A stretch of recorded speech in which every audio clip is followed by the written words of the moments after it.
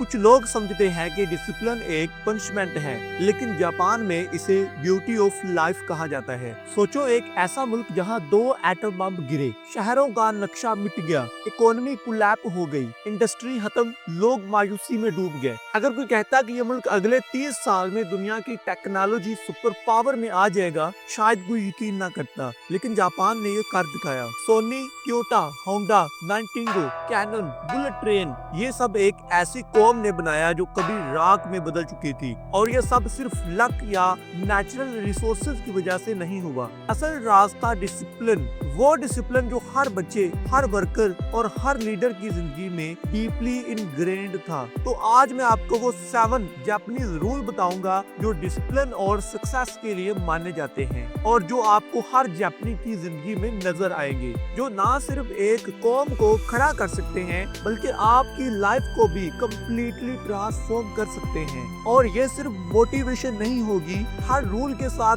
आपको real life example और practical tips भी बताऊंगा। तो सबसे पहला रूल है केजन। केजन का मतलब है छोटे छोटे स्टेप्स के साथ कंटिन्यूस इम्प्रूवमेंट। ये आइडिया सिंपल है, हर रोज थोड़ा बेहतर बनो, लेकिन कंसिस्टेंटली। वर्ल्ड वार 2 के बाद जापान की फैक्ट्रीज तबाह हो चुकी थी। टोयोटा ने बड़ी रेवोल्यूशनरी तब्दीलियां करने के बजाय केजन अप्रोच ली, यानी रोजाना छोटे छोटे इम्प्रूवमेंट करना स्टार्ट कर दिए। वर्कर को इनकरेज किया गया कि वो अपने प्रोसेस में माइनर फिक्सेस करें, वेस्ट कम करें, क्वालिटी को इम्प्रूव करें, और रिजल्ट सिर्फ चंद दहाइयों में टोयोटा पूरी दुनिया की सबसे बड़ी एफिशिएंट और रिलायबल कार कंपनी बन गई। ये प्रिंसिपल सिर्फ फैक्ट्रीज के लिए ही नहीं बल्कि एक आम आदमी के लिए भी यही था। बिल गेट्स ने माइक्रोसॉफ्ट ऐसे ही बनाया था, पहले छोटा सॉफ्टवेयर बनाया, फिर इस वर्जन को इम्प्रूव किया। रोजाना आप अपने गोल्स के लिए 1% इम्प्रूवमेंट का प्लान बनाएं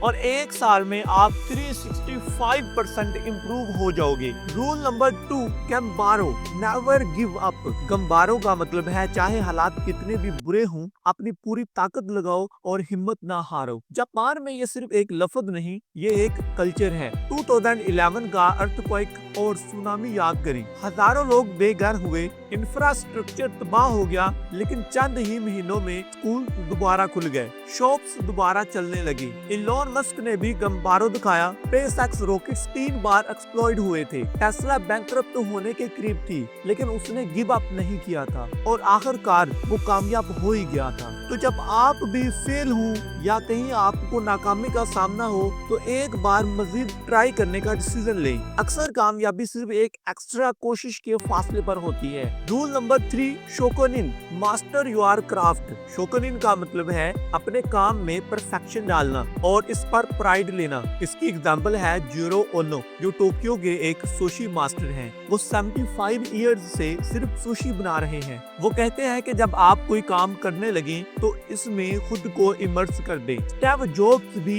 इसी माइंडसेट पर थे। एप्पल प्रोडक्ट के इंटरनल पार्ट्स जो किसी को भी नजर नहीं आते, वो उन्होंने इतनी परफेक्शन से बनाए, तो आज एप्पल कंपनी $1 बिलियन की नेटवर्थ रखती है। तो चाहे आप स्टूडेंट्स हैं या फिर जॉब होल्डर हैं, अपने काम को ऐसा करें कि लोग आपका नाम सुनकर क्वालिटी को इमेजिन करें। रूल नंबर 4, ओमियोयारी, एम्पैथी इन एक्शन। ओमियोयारी का मतलब है दूसरों की जरूरत को पहले समझना और उनके लिए स्टेप लेना। जापान में ट्रेन स्टाफ पैसेंजर्स को हेल्प करते हैं, शॉपकीपर बैग्स को नीटली पैक करते हैं, इवन स्ट्रेंजर्स पब्लिक में एक दूसरे की मदद करते हैं। रिचर्ड ब्रांसन ने वर्जिन ग्रुप इसी प्रिंसिपल पर बनाया था। एम्प्लॉइज का ख्याल रखो, वो कस्टमर्स का ख्याल रखेंगे और वो बिजनेस को ग्रो करेंगे। जापानीज लोग अपने रिलेशनशिप में इसी प्रिंसिपल का यूज करते हैं। वो अपने फैमिली, अपने क्लाइंट्स, अपने फ्रेंड्स को सरप्राइज करते हैं, उनका ख्याल रखते हैं, और जब कभी भी उनको हेल्प की जरूरत होती है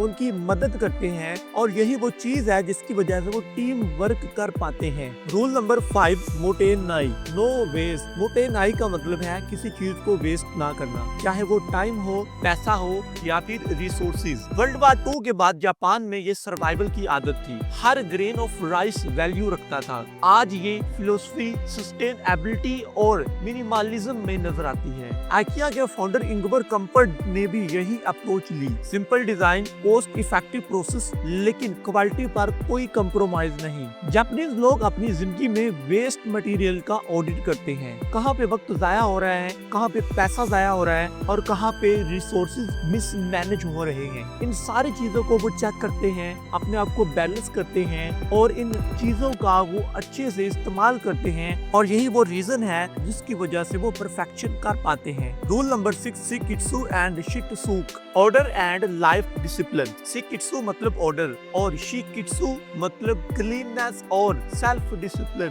जापान में बच्चों को स्कूल खुद साफ करने का डिसिप्लिन है ताकि वो रिस्पॉन्सिबिलिटी, रिस्पेक्ट और टीम वर्क सीख सके। यही वो रीजन है कि जो जापानीज लोग होते हैं वो रिस्पॉन्सिबल और वेल रिस्पेक्टेड होते हैं। ये चीजें वो स्कूल लाइफ से ही सीख लेते हैं, जिसकी वजह से जब वो बड़े होते हैं तो सोसाइटी में एक दूसरे के साथ टीम वर्क की तरह काम करते हैं, एक दूसरे को रिस्पेक्ट देते हैं और अपने हिस्से का काम पूरी ईमानदारी से करते हैं। उनका हर दिन का पहला टास्क अपनी वर्किंग स्पेस को क्लीन करना होता है। इवन के वहाँ का एक गवर्नमेंट ऑफिसर होता है, वो भी अपनी ऑफिस को खुद आकर क्लीन करता है। और इसी तरह अगर कोई बिजनेसमैन है तो वो पहले सुबह उठकर अपने घर को खुद क्लीन करता है, अपनी वर्किंग स्पेस को क्लियर रखते हैं, जिससे माइंड सेट फ्रेश होता है और फोकस ज्यादा हो जाता है। रूल नंबर 7, हनशाई, रिफ्लेक्ट एंड इम्प्रूव।